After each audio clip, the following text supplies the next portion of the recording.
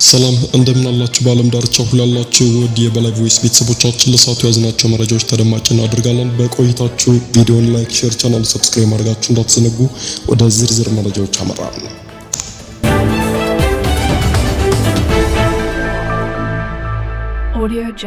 የተላለፈ ጥብቅና አስቸኳይ ማስጠንቀቂያ የአማራ ፋኖ በጎጃም ከጎጃም ወደ አዲስ አበባና ባህር ዳር የሚጫነን ማንኛውም አይነት እህል ከሁለት ቀን በፊት ላልተወሰኑ ቀናቶች ከልክሏል። ክልከላውን ተላልፎ የተገኘ ማንኛውም ነጋዴ ለሚወሰደው እርምጃ ኃላፊነቱን ራሱ ይወስዳልም ብለዋል።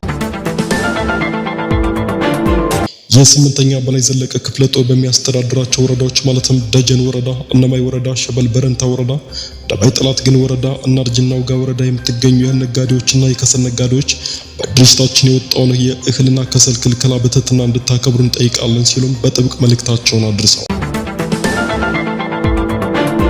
በክፍለ ጦራችን ስር የምትገኙ አምስቱ ብርጌዶች ሻለቃዎች ያወጣነውን የእህልና ከሰል ክልከላ በትኩረት ሰጣችሁ እንድትሰሩና እርምጃ እንድትወስዱም እናሳስባለን ሲሉም ተናግረዋል። ክልከላውን ተላልፎ የተገኘ ማንኛውም ነጋዴ ለሚወሰደው እርምጃ ኃላፊነቱን ራሱ ነጋዴው ይወስዳል ብለዋል። የህግና የፍትህ አካላትን ማወያየትም ተችሏል።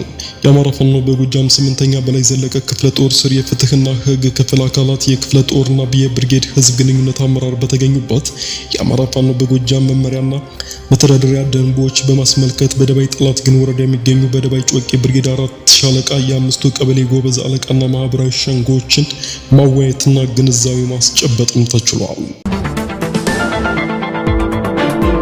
በውይይቱ የመልካም አስተዳደር ችግሮች፣ የፍትህ አሰጣጥና ወንጀለኞችን የመመርመር እና በቁጥጥር ስር የማዋል የመያዝ እንዲሁም የመምከርና ወንጀልን የመከላከል መንገዶች በትኩረት ማየት፣ የማህበራዊ አገልግሎቶችና መሰረታዊ ልማቶች እንዲሁም በአማራ ፋኖ በጎጃም ወቅታዊ መምሪያ መሰረት በጥልቀት መወያየት ተችሏል ሲል የአማራ ፋኖ በጎጃም ስምንተኛ በላይ ዘለቀ ክፍለ ጦርም ገልጿል።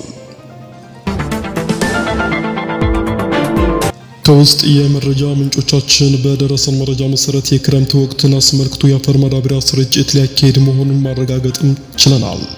በእነማይ ወረዳ የአፈር ማዳበሪያ ስርጭት ወቅት የሚኒሻና መሰል የባንዳ ማሳ እርሻ በፋኖ ክልከላ መሰረት በማድረግ የፋኖ ማሳም የአፈር ማዳበሪያ ክልከላ ማድረግ አለብን በሚል የቅየት እንቅስቃሴ፣ እዚህ ደግሞ ፋኖና የፋኖ ቤተሰብ ለይቶ የሚከታተል ተላላኪ ባንዳ ቅጥረኛ መቋቋምን ማረጋገጥም ተችሏል። ለዚህ ድርጊት ተባባሪ ተላላኪ ባንዳ ግብረ ኃይሎች ስም ዝርዝርም እንደሚከተለው እናስደምጣችኋለን።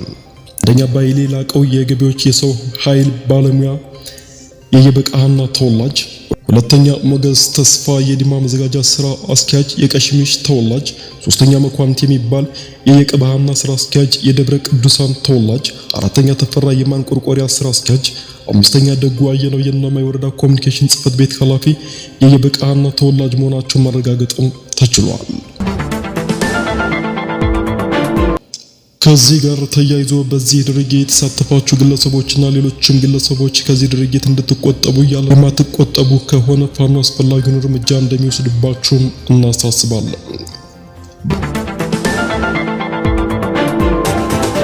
ሌላ መረጃ ደግሞ በፋኖ ኃይሎች ፈቃደኝነት በገጠር ቀበሌዎች ኑሯቸውን አድርገው ካገዛዙ ደሞዝ የሚከፈላቸው አንዳንድ የመንግስት ሰራተኞች መኖራቸውን ተከትሎ በአንዳንድ አካባቢ የሚኖሩ መምህራንና መሰል የመንግስት ሰራተኞችን ግን ከገጠር ቀበሌዎች ወደ ከተማ በሚገቡበት ወቅት የፋኖን አሁናዊ እንቅስቃሴ መረጃ ለአመራር አካላት የሚያደርሱ እንዳሉም ለማወቅም ተችሏል። ከዚህ ጋር ተያይዞ በየትኛውም ቀጠና በሚገኙ መንግስት ሰራተኞች እርምጃ ከመውሰዳችን በፊት በእንደዚህ አይነት ድርጊቶች እንድትቆጠቡ ያለን መልእክትም እናስተላልፋለን።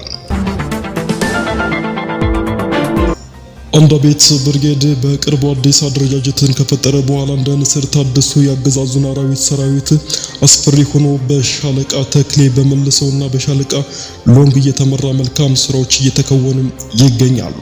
በትናንትናው ዕለትም ከአንዳቤቷ ወለሽ ምስራቅ አቅጣጫ ወደ ሙቀጭ እንቅስቃሴ ያደረገው የአገዛዙ አራዊት ሰራዊት ጥምር ጦር በአንዳቤት ብርጌድ ምንውጢ ተራራ ላይ ከማለዳው 3 ሰዓት ጀምሮ ከፍተኛ የሆነ ማጥቃትም ተደርጎበታል። ወደ ሙቀጭ አልፎ ለመሄድ የተገደደው የአገዛዙ ወንበር አርዛሚ ወታደር ሁሉ ያልጠበቀውን ሽንፈት ተከናንቦ ወደ መጣበት መመለሱም ተገልጿል።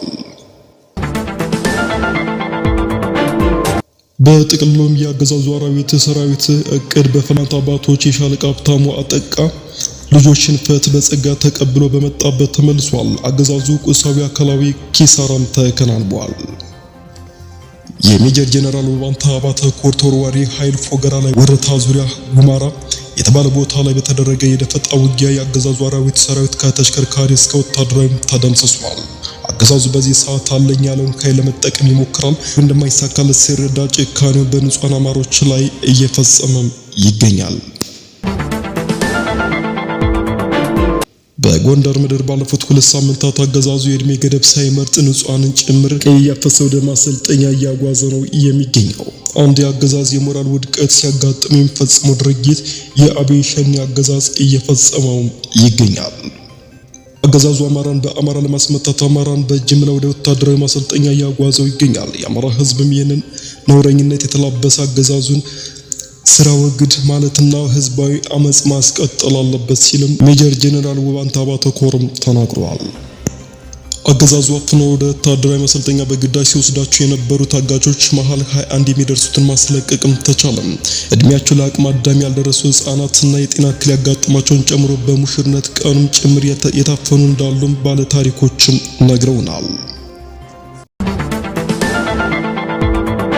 ከጎንደር ከጎጃም ከተለያዩ አካባቢዎች የተሰበሰቡት ታጋቾች ዳንግላ ሲደርሱ የአማራ ፋኖ በጎጃም የ3ኛ ጎጃም አገው ምድር ክፍለ ጦር ቢትወደድ መንገሻ ጀንበሬ ብርጌድ ዳንግላ ከተማ ላይ በብርጌዱ የደህንነት መዋቅር አማካኝነት በረቀቀ ኦፕሬሽን ከጠላት መንጋጋ ማውጣትም ተችሏል። መንግስት ነኝ የሚለው አካል ህዝባችንን እንድንወጋ አስገድዶ ቢጭነንም ፋኖ ግን ከአጋቾች አስለቅቆናል፣ ላደረገልን አቀባበል እናመሰግናለን ያሉት ታጋቾች በቦታው ከእገታ ለማምለጥ ሲንቀሳቀሱ የተረሸኑ እንዳሉ ገልጸዋል። የአማራ ፋኖ በጎጃም ጃዊ መተከል 4ኛ ክፍለ ጦር ነበልባሉ የነጋሽ ብርጌድ ለተከታታይ 3 ቀናት ባደረገው አውደ ውጊያ በጠላት ላይ ከፍተኛ ኪሳራ ማድረስም ችሏል። በትናንትናው ዕለት አጣርተን እንመጣለን ባልነው መሰረት በነበረው አውደ ውጊያ 25 የጠላት ኃይል ሲደመሰስ 15 ከባድና ቀላል ቁስለኛ ማድረግ ሲቻል በርካቶች በገደል እንደገቡ ለማወቅም ተችሏል።